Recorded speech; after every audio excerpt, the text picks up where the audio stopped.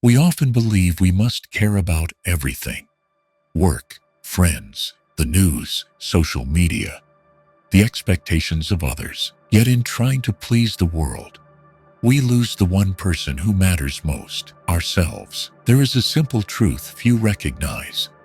If you don't take the time to understand yourself, you'll end up living someone else's script. Each passing day is not just another chance to do effort, but a moment to turn inward, to ask what you stood for today, how you responded, whether you mastered your mind or let emotions take the wheel. Focusing on yourself is not selfish. It's a form of mental discipline, a conscious, deliberate way of living with a depth and direction. And one of the oldest paths that lights the way on this journey is Stoicism. So how do we begin this return to the self, this daily act of self-mastery? The answer lies in what follows.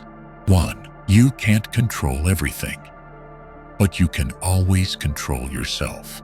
Life doesn't ask for permission before it disrupts us. No one consults you before saying something hurtful. There is no warning when a door suddenly slams shut. And the older we grow, the more we realize how much of life lies outside our control.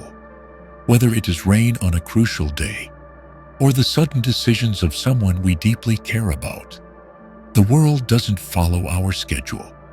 It flows by its own rhythm, a current we often observe helplessly. In such a world, feeling frustrated, anxious, or angry is natural.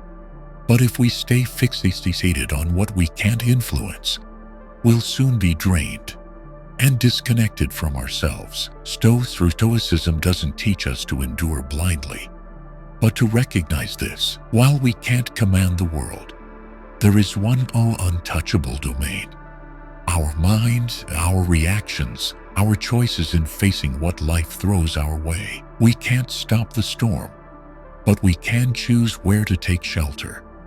We can't control what others say, but we can decide whether their words shape us. That choice, that is strength, drawing a clear line between what lies within and beyond us, is the foundation of inner freedom. The Stoics called this the power gap, the space where we realize we're not bound to react on impulse. An insult doesn't demand retaliation.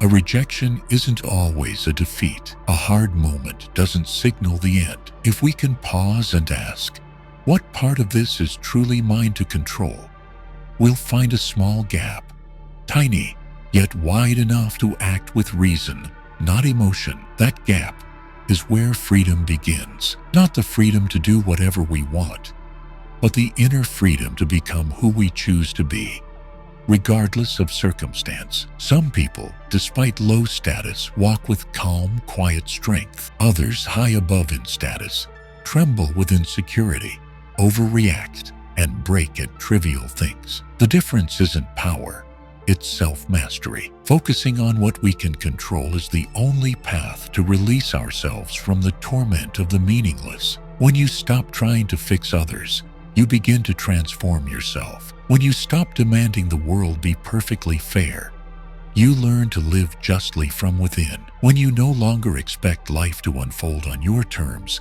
you start receiving it as it is. And that is the root of true peace. This practice isn't easy. Some days everything feels stacked against us, and our first reaction is emotional: disappointment, kindness, anger. But if we can pause for even a few seconds, just to breathe, just to recognize I'm getting swept away, that alone is a small victory. Every moment of composure expands the space of control. Every time we don't react blindly, we step closer to self-possession. And as those small victories add up, we stop being victims of circumstance and become architects of our response. People who live by values. People who choose to live, not be lived. The world may be in disarray, but within you there is a still point where you hold the key. And if you can remember that, no chaos can truly shake you. Because even if you can't control everything, you can always control yourself. 2. Virtue is the highest form of success. In a world obsessed with chasing success through numbers, titles, and online applause, it's easy to fall for the illusion that a person's worth lies in what they possess: money, status, fame. But when night falls and there's no one left to impress, the question that always returns is, who am I when there's nothing left to show? And it is in that silence that we confront the true essence of a life. Not in what we've accumulated, but in how we've lived day by day. To the Stoics, true success isn't found in admiration, but in virtue, living in alignment with values we know to be right. Regardless of circumstance, a person may lose their job, be betrayed, misunderstood.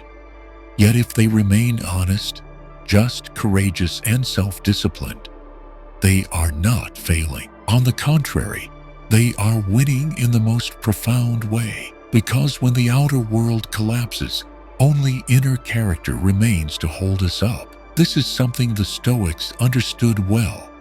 Reputation can be stripped, possessions can vanish, but character cannot be taken unless we surrender it ourselves. That makes virtue the only form of success no one else can govern, no one else can steal. It is a quiet triumph, unflashy but more enduring than any medal or praise. Yet virtue is not some lofty, unreachable ideal. It shows up in the smallest daily choices. When you keep a promise, no one is checking. When you speak the truth, even when it's uncomfortable. When you walk away from a wrong, even if it would benefit you. When you stay calm in an argument, instead of firing back in anger. These tiny acts, repeated, become your moral strength, like training the spirit at the gym.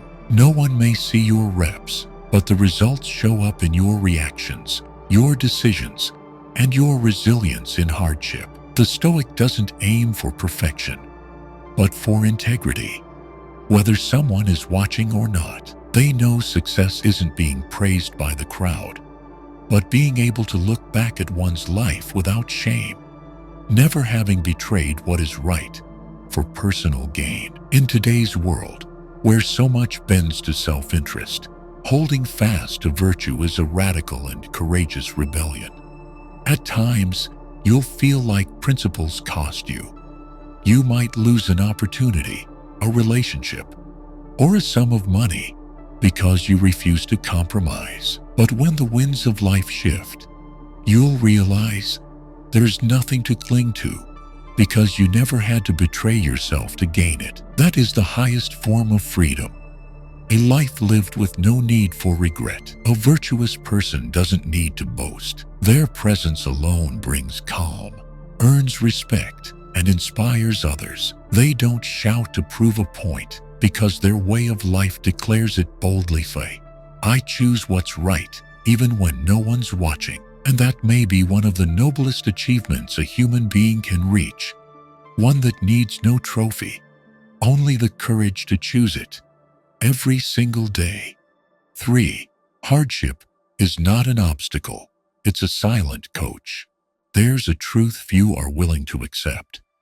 No one grows in comfort. It's the setbacks, the breaking points, the moments that feel unbearable, that shape us. In Stoicism, challenges aren't seen as barriers to avoid, but as stern yet devoted teachers, as silent coaches who appear at just the right moment to make us look inward and ask, who am I when nothing goes my way? We often judge success by what someone achieves, but to the Stoics, what matters more is how one responds when everything falls apart. That's when the mask comes off.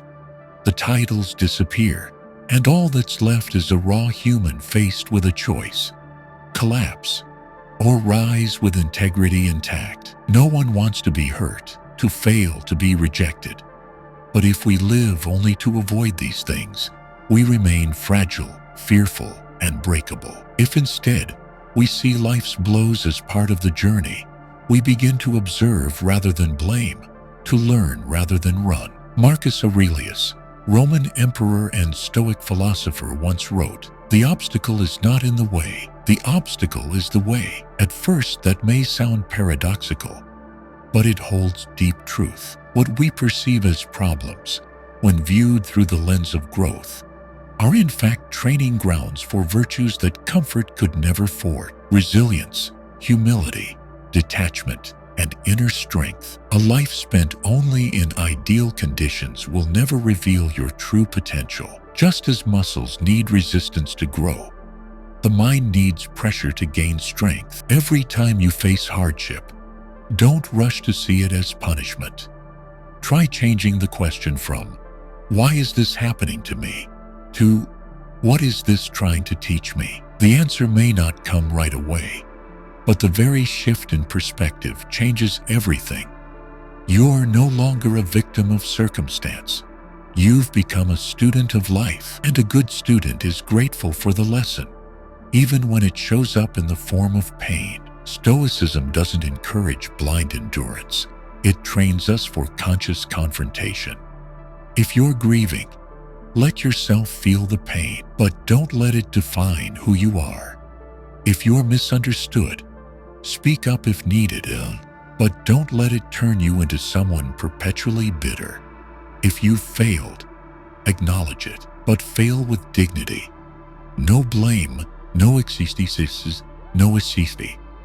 It's in adversity that your real character is revealed, not in the ease of the good times. Look back at your life. Weren't the times you became stronger, clearer, more grounded?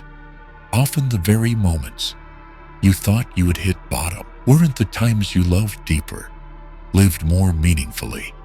Often born out of personal crises. That's why people who've suffered often carry a particular look in their eyes.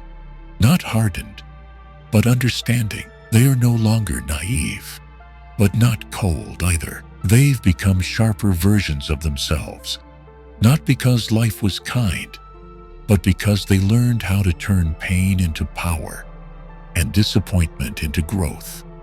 Life will keep testing us, and it won't always send a warning. But if we cultivate strength within, if we train ourselves to feed instead of flee, then every trial becomes a workout for the soul. And when that happens, we don't just survive adversity, we evolve through it. 4. The inner journey matters more than any outer glory.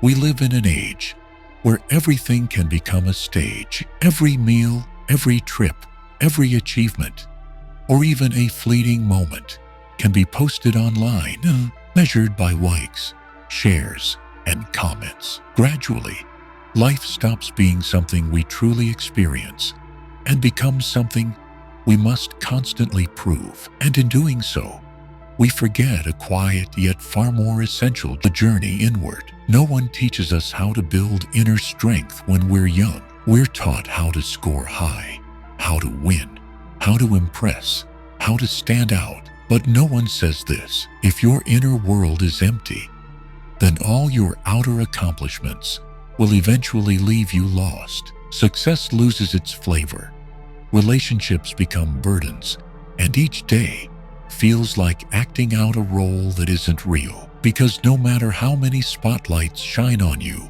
if you're dark inside, even the whole world can't make you feel whole. The Stoics understood that the external world is in constant flux. Today you might be condemned. Today you shine, and tomorrow it all may crumble. That's why they never placed their worth in the opinions of others, in possessions or titles, but in the steadiness of their own might. To them, what matters isn't how many people know you, but how well you know yourself.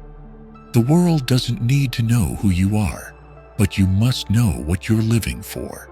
Some people spend a lifetime chasing approval, only to realize when the applause fades, they no longer know who they are. They forgot to ask themselves the most important question: am I being true to who I am? Because no matter how brilliant the spotlight, it can never fill the emptiness of a soul that's never been listened to.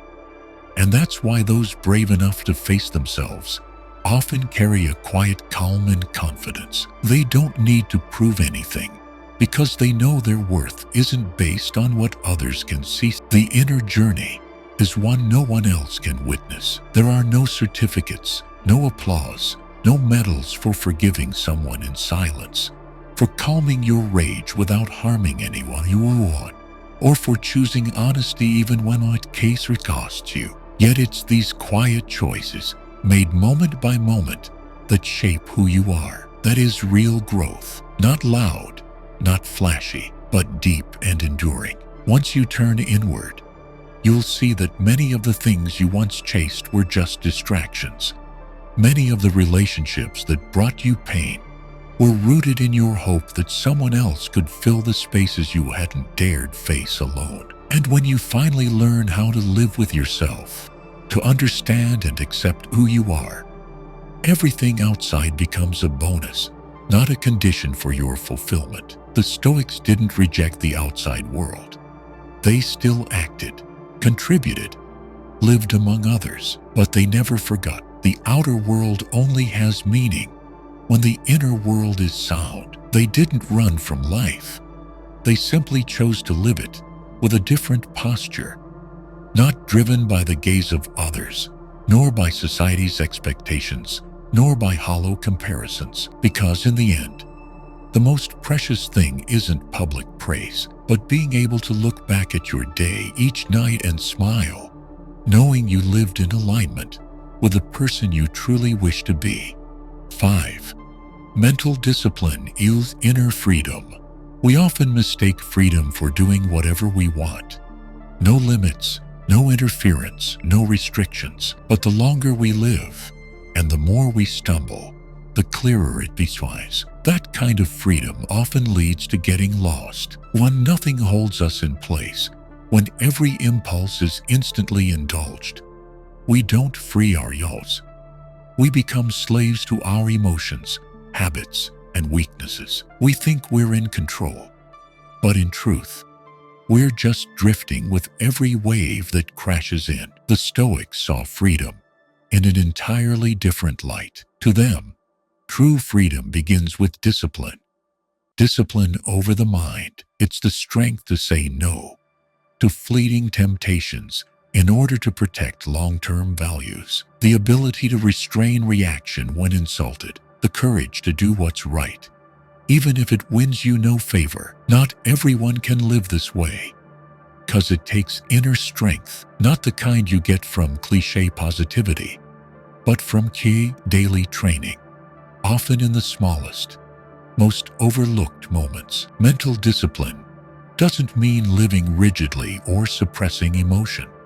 It means knowing when to listen to your feelings and when to pause, knowing when to speak and when silence is the more powerful answer, knowing when to pursue what you desire and when to walk away to preserve your core principles. Every time you pause for just 1 second before reacting, every time you choose intention over impulse, that is you practicing mental discipline. And those repeated decisions, little by little, build a resilient inner world, one that no longer sways with every passing storm. In a society obsessed with speed and spectacle, mental discipline is a radical act. You resist the urge to check your phone every 5 minutes just to hear your own thoughts. You don't chase pointless arguments just to prove a point. You understand that not every thought must be spoken. Not every emotion must be released right away. That's not weakness, it's strength. The strength to choose reason over reaction. Inner freedom is when you can walk into a room full of chaos and still feel undisturbed. When you are misunderstood and don't feel the need to desperately explain yourself. When you know exactly what you stand for and no one can pull you off course. That kind of freedom doesn't come from controlling others, but from mastering yourself. And it doesn't happen overnight. It comes from treating yourself seriously, a little more each day. The Stoic does not live to punish themselves, but to shape themselves into someone they can respect. And self-respect isn't born from indulging every feeling, but from choosing to live by principle, even when no one is watching. Because in the end, real freedom isn't the absence of boundaries. It's the strength to draw them yourself, so you don't lose your way. 6. Mindfulness, staying awake in the storm of emotion. Emotions are natural. They arrive uninvited and sometimes leave behind a lingering wound. Who among us hasn't felt anger from a careless remark, been quietly crushed by a small gesture, or worried over things that haven't yet happened? Emotions come like waves, sudden, powerful, and capable of pulling us far from ourselves. But the issue isn't their arrival. The issue is when we let them dictate our actions, our words, and our decisions, when in fact we could have paused and chosen a better response. The Stoics never denied emotion. They didn't try to suppress or eliminate it. They simply refused to hand over the reins of their lives to passing feelings. And here, mindfulness, the act of being aware, becomes a vital tool. Mindfulness is the ability to notice that you're being swept up in something as it's happening. It's when you realize, I'm angry, rather than letting the anger take over, and only realizing it after damage is done. It's sitting in sadness, but staying clear-headed enough not to say something you'll regret. Practicing mindfulness doesn't require retreating to a mountain or escaping to a quiet place. In fact, the place it's most needed is right in the midst of everyday life, where traffic triggers irritation, where a single comment can shake you, where your mind drifts into 100 unnamed worries. Every time you notice you're about to overreact, every time you catch yourself before sending that angry message, that's mindfulness in motion. It's not about being perfect.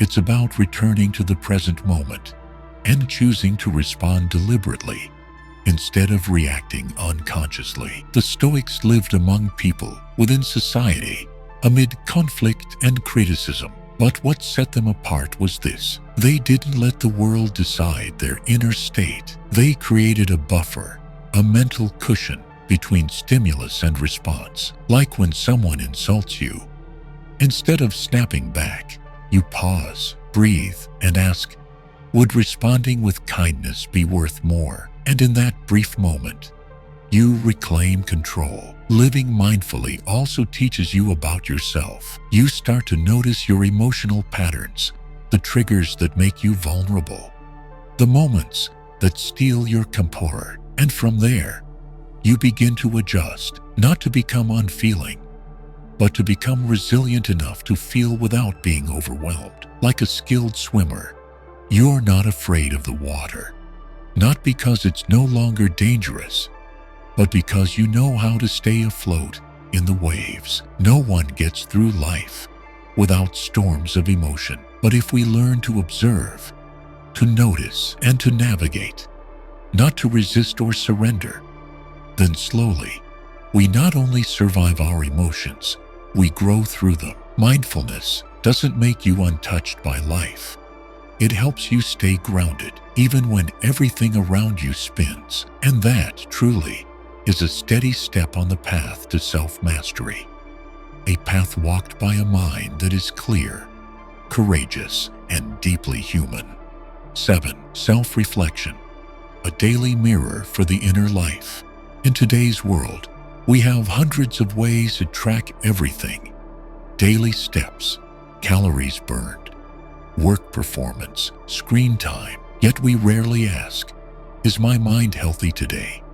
Am I living in line with my values? We take care of appearances, invest in skills, but seldom turn inward to check where our soul is drifting. And that's why so many people live in a fog, doing a lot, striving endlessly, yet still feeling lost, because they never pause long enough to truly understand themselves. To the Stoics, self-reflection wasn't a luxury. It was essential to personal growth. Each night before bed, they carved out time to review the day, what they thought, what they did, how they reacted in key moments, not to shame themselves or spiral into doubt, but to locate themselves on the path toward who they aspired to be. Just as a martial artist needs a mirror to refine their movements, One who trains the mind needs reflection to refine their life. Self-reflection shines a light into the dark corners of the self,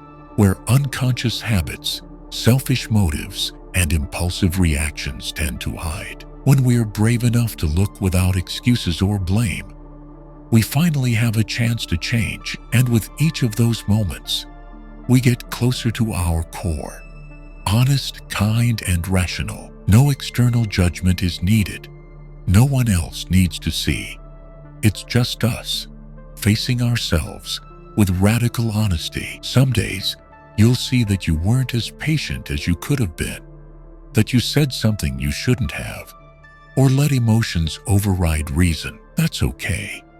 What matters is whether you noticed. Stoics never aim for perfection, only for progress. And that only happens when we're awake enough to look back. Like headlights in the night, reflection illuminates the path so we don't veer off course. Self-reflection also frees us from the prison of habit. Without awareness, we get stuck in automatic loops, yelling when angry, getting defensive when criticized, giving up when things get hard. But when we pause to examine each reaction, we begin to break those patterns. And from there, we create space to choose a different action, a different self, a different for. Reflection doesn't require ceremony or a fancy journal. Just 5 to 10 minutes a day in silence with a few deeply moving questions. What value did I honor today? Is there anything I regret? What would I like to improve tomorrow? Asked consistently, these questions can shift the course of an entire life, because someone who regularly observes themselves is no longer easily swayed by circumstance. They live with direction, with depth, and most importantly, with quiet mastery of their own mind. No one sees you reflect. No one applauds you for choosing silence over anger. But those are your greatest victories. Victories over yourself. And as the Stoics believed, the true victor is not the one who conquers others, but the one who rises above their own weakness, ignorance, and impulsiveness. 8. Small actions, profound impact. Many believe that to change one's life, it takes a dramatic event, a powerful awakening, or an epic journey. But in truth, it's often the opposite. The most lasting changes begin with things so small they seem insignificant. A sigh held back, a word left unsaid, a single moment of stillness, instead of a knee-jerk reaction. These acts are so subtle that no one notices, but repeated with intention, they hold the power to transform us at our core. The Stoics understood this deeply. They weren't chasing explosions of inspiration or grand gestures.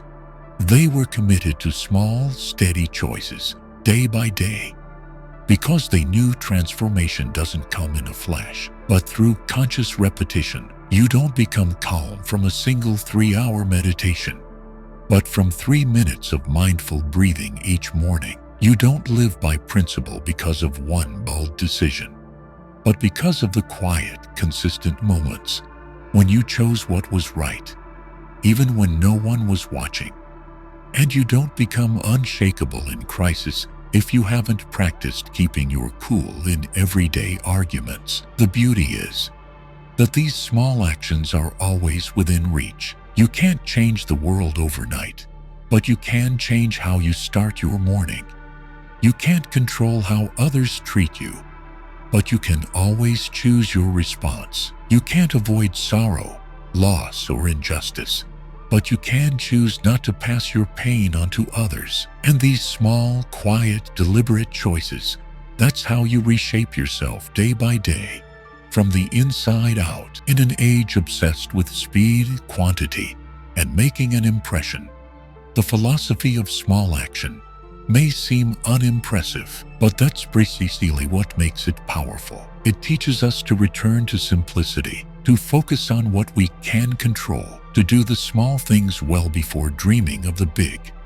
And most importantly, it reminds us that quiet persistence outweighs any flash of brilliance. You don't need to wait until you're ready. You don't need a grand plan. You don't need to feel inspired. Just begin now.